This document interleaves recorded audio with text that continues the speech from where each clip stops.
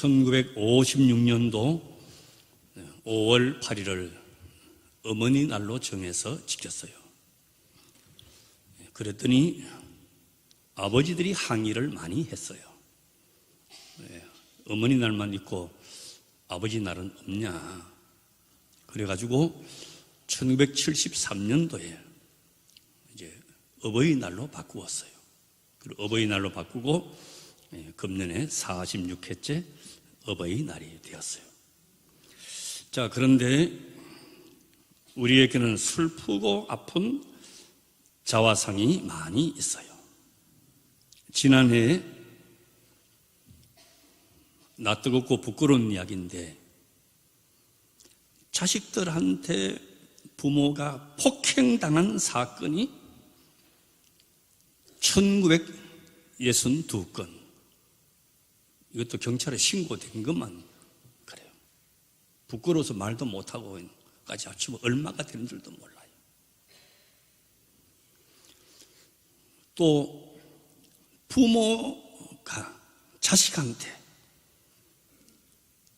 자식이 부모를 쳐서 생명을 뺏어간 폐륜 범죄가 자꾸 늘어난답니다. 작년에만 60건, 60명의 부모님이 자식 손에 의해서 그리 됐다는 거예요. 어른을 공경하고 부모에게 효도하는 것은 천륜이고 성경 속에 있는 하나님의 뜻이에요. 그러나 현대사회는 이성적인 세계관, 능률 위주의 경쟁사회이기 때문에 전통적인 가치관이 자꾸 폐쇄가 되고 비인간화가 나타나게 되어 있어요. 그래서 정서적인 유대보다도 경제 가치에 따라 움직이는 이익 추구, 물질 욕구 충족을 위해서 사는 시대가 되고 말았다 하는 거예요. 전통적인 사회가 지녔던 효의 개념이 우리 문화 속에, 또 사회 행동 규범 안에, 그리고 우리의 교육과 가정 안에 존재해야 되는 최고의 가치가 되어야 하는 것이, 가정은 물질 면에서 생활 공동체이고 정신적, 정서적인 관계에서는 감정 공동체이고 하나님의 자녀로서는 신앙 공동체이기 때문에 성경에서 말하는 이 효도를 최고의 가치로 삼아야 되는 것이,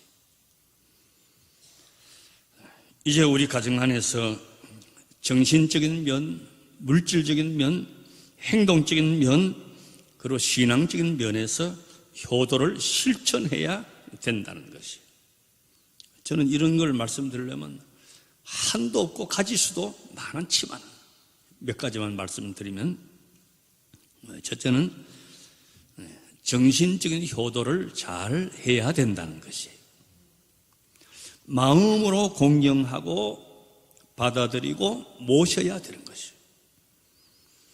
몇 가지 구체적인 내용을 말씀드리면, 대답을 잘 하고 말씀을 잘 들어드려야 돼요. 이것이 정신적인 효도 가운데 어뜸이고, 이것처럼 쉬운 것도 없고 또 당연히 해야 돼요. 부모님이 부르시는데, 어른이 부르시는데 못 들은 척하고, 몇 번 물으면 하지 못해서 고개를 돌리거나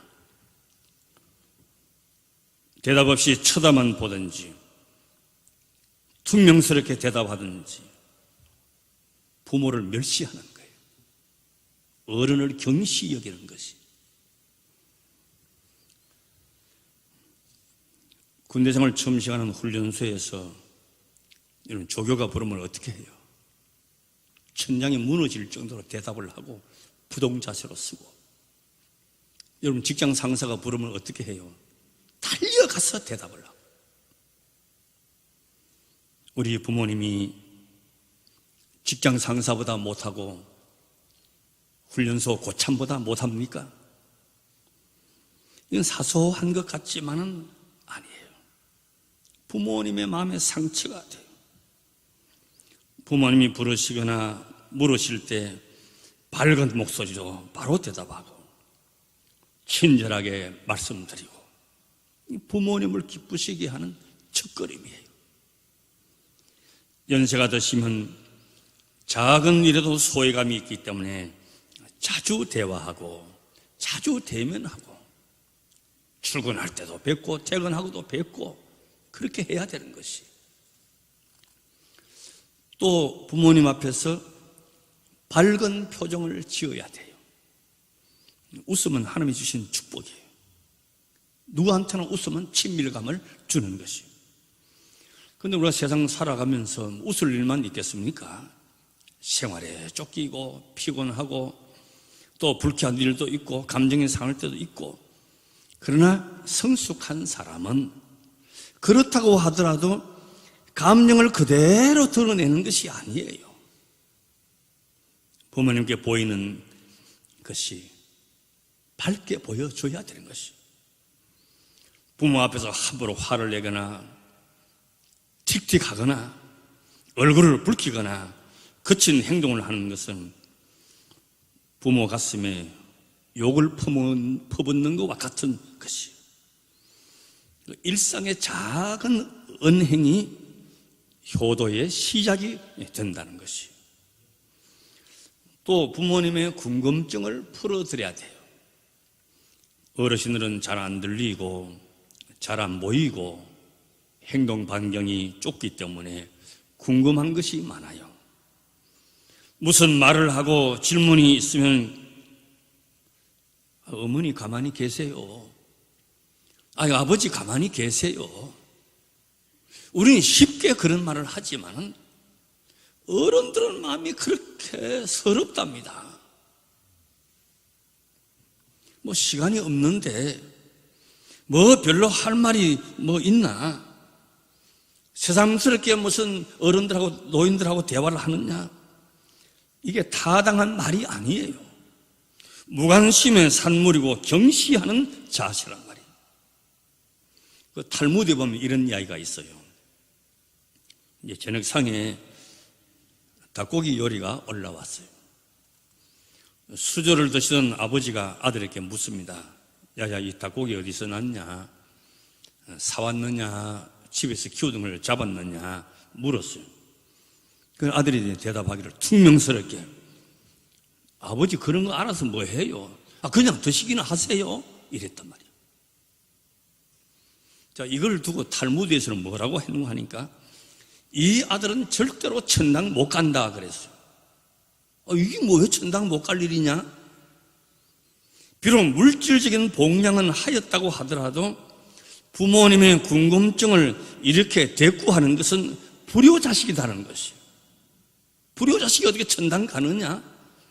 그 탈무드에 그렇게 써놨어요. 정치 이야기도, 사회 이야기도, 뉴스도, 계절 이야기도, 직장 소식도, 세계 소식도 친절하게 말씀드려야 되는 것이에요. 또 부모님의 근심 걱정을 없애야 돼요. 이건 너무 광범위한 이야기이긴 합니다만, 부모님에게는 자랑도 자식이고 기쁨도 자식이고 슬픔도 자식이고 아픔도 자식이라 모든 것이 자식한테 집중이 되어 있어요. 부모 앞에서 형제간에 다툼이 있다고 한다면 부모 가슴에 못 박는 거야. 재산 때문에 다투고 부모 모시는 것 때문에 다투고 경조사 문제로 다투고, 이런 불효가 없는 거예요. 또 내 건강도 잘 관리해요. 부모 앞에 몸이 아픈 것은 그건 어쩔 수 없다 하지만은 부모님이 근심하는 거예요. 오늘 성경 잠언 23장도 보면 30절에 술에 잠긴 자에게 있고 혼합한 술을 구하러 다니는 자에게 있느니라. 폭탄주가 여기서 나온 것 같아요. 그래 자기 몸 관리 못하고 엉망으로 만들면 부모 가슴이 어떻겠어요?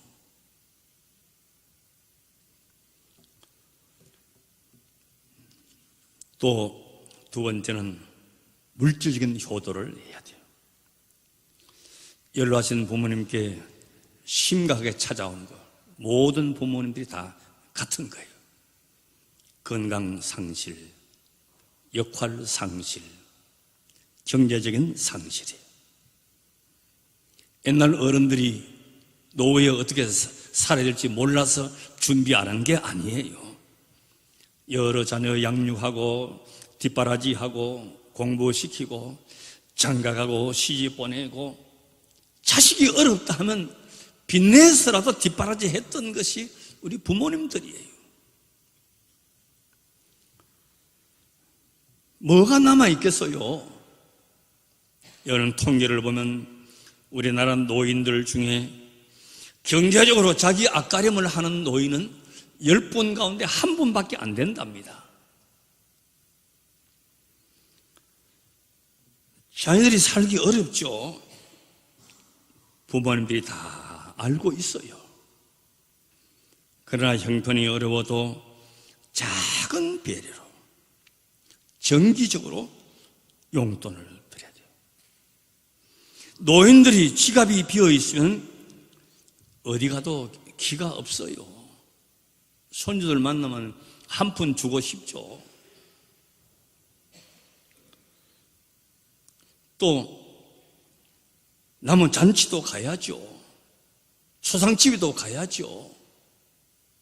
무슨 행사가 있으면 회비도 내야죠. 쓸 일이 없겠어요. 작은 액수라도 규칙적으로 드려야 되는 거죠. 제가 몇 번 말씀드린 기억이 납니다만은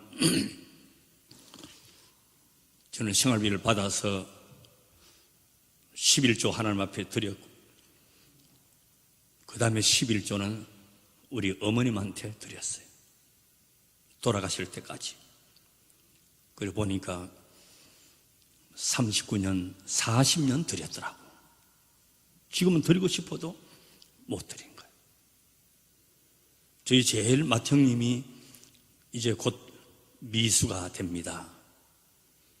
나는 동생이고 형님이지만은 맏형님이 부모와 같은 입장이에요. 제가 매달 정기적으로 용돈을 드려요. 지금 16년 드렸어요.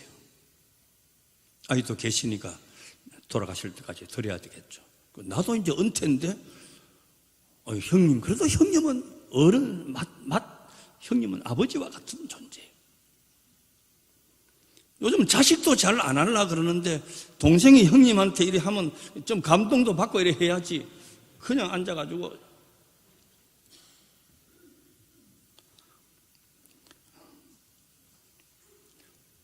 또 맛있는 음식도 해드려야 돼요.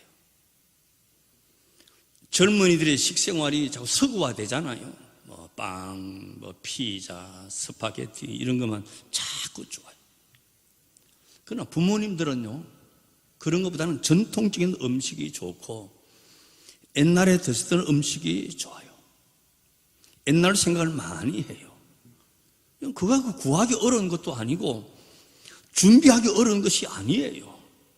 조그만 관심을 갖고 배려하면 다 그냥 족하게 해드릴 수가 있는 거예요. 나이가 드시면 많이는 못 드셔도 드시고 싶은 거는 여전히 있어요. 드시는 것뿐 아니고 갖고 싶은 것도 사드리는 것이 중요해요. 제가 한번 그 여론조사를 한 걸 보니까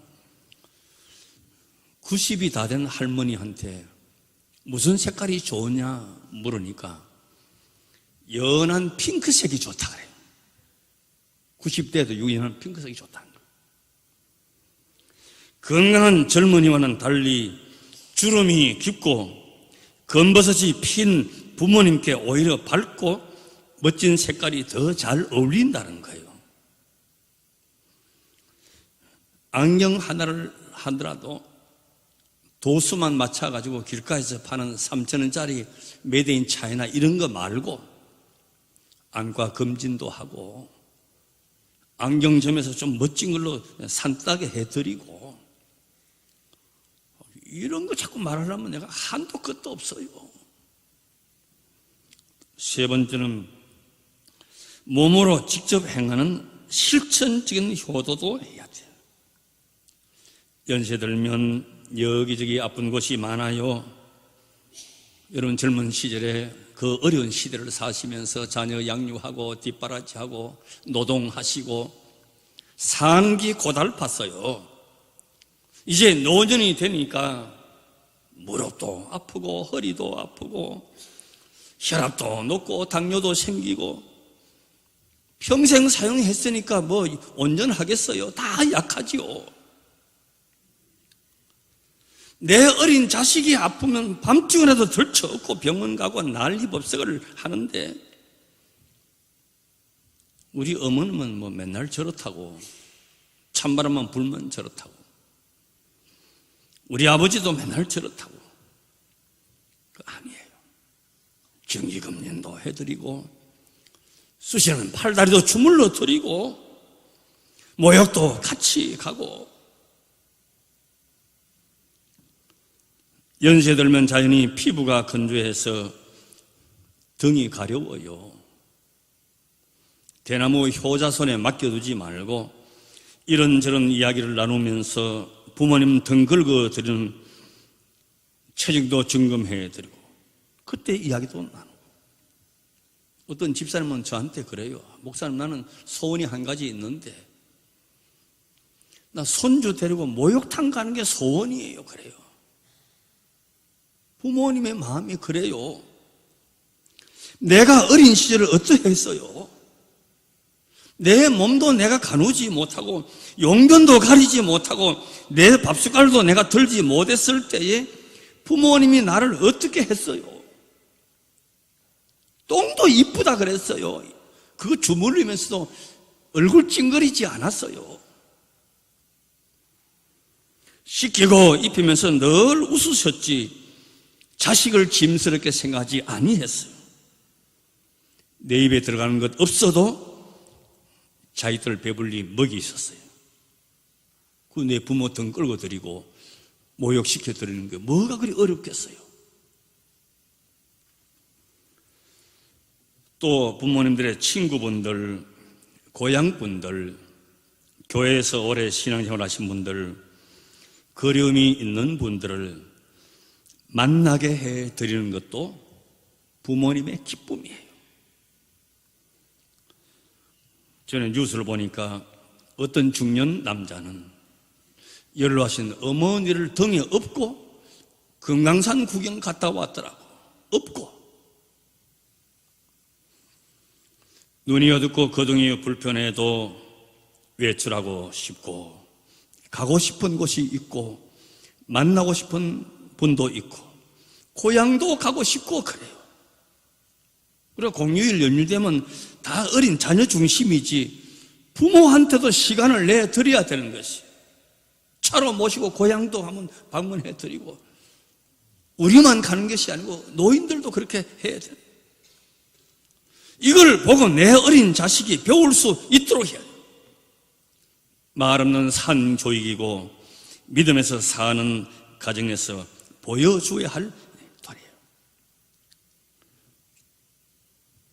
용돈을 주머니에 넣어드리면서 아버지, 어머니 오늘 아무개 친구 만나셔서 설렁탕도 맛있게 드시고 재미있게 지내다 오세요. 얼마나 기쁘고 자식을 보람으로 여기겠느냐 말이죠.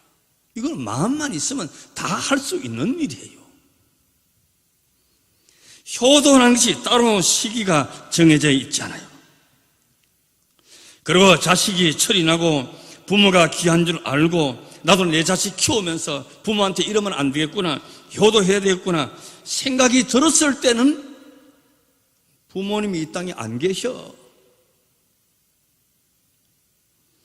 어른을 공경하고 효도를 배우고 자란 아이는 어디 가도 사랑받아요.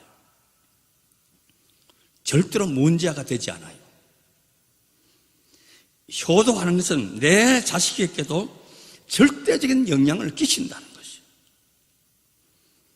이것을 못 보고 부모님한테 함부로 하고 어른한테 함부로 하는 것을 보고 자란 아이는요, 사랑을 베풀 줄 모릅니다.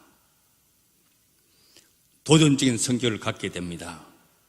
대인관계에 문제가 많은 사람이 되고 말아요. 성서의 원리가 심은 대로 거두는 거예요. 오늘 본문 잠언 23장 22절에서 26절 한번 보십시오. 우리 다 같이 읽어보겠습니다. 너난 아비에게 청종하고 내 늙은 어미를 경히 여기지 말지니라. 진리를 사고서 팔지 말며 지혜와 훈계와 명철도 그리할지니라. 의인의 아비는 크게 즐거울 것이요 지혜로운 자식을 낳은 자는 그를 인하여 즐거울 것이니라. 내 부모를 즐겁게 하며 너난 어미를 기쁘게 하라. 내 아들아 내 마음을 내게 주며 내 눈으로 내 길을 즐거워할지어다.